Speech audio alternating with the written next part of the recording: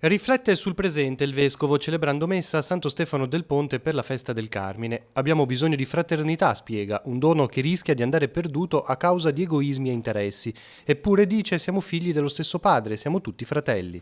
Io credo che il cammino che le nostre comunità devono compiere sia proprio in questa direzione, andando controcorrenze, non lasciandoci assorbire dal mondo che ci vorrebbe diversi, avversari, gelosi l'uno dell'altro, gelosi singolarmente, gelosi tra comunità, gelosi tra gruppi. No, fratelli.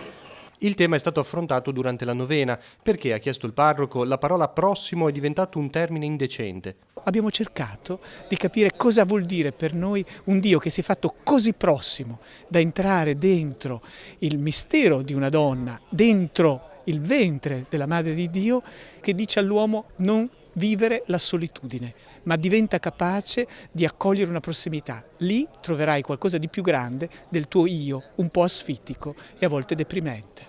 Durante l'omelia Monsignor Tanasini ha recuperato il valore dello scapolare, un segno di devozione che ricorda il bisogno di essere accompagnati e sostenuti da Maria e che invita a recuperare il senso profondo dell'esistenza, che è un vivere nella responsabilità dell'essere cristiani. Penso che sia poi importante anche riuscire a davvero tutti i giorni della nostra vita a vivere veramente quello che è il messaggio dello scapolare, non che sia quindi solamente un gesto, diciamo, esteriore, ma che da esteriore poi diventi un qualcosa che nella nostra quotidianità segna il nostro cammino di cristiani e di fedeli.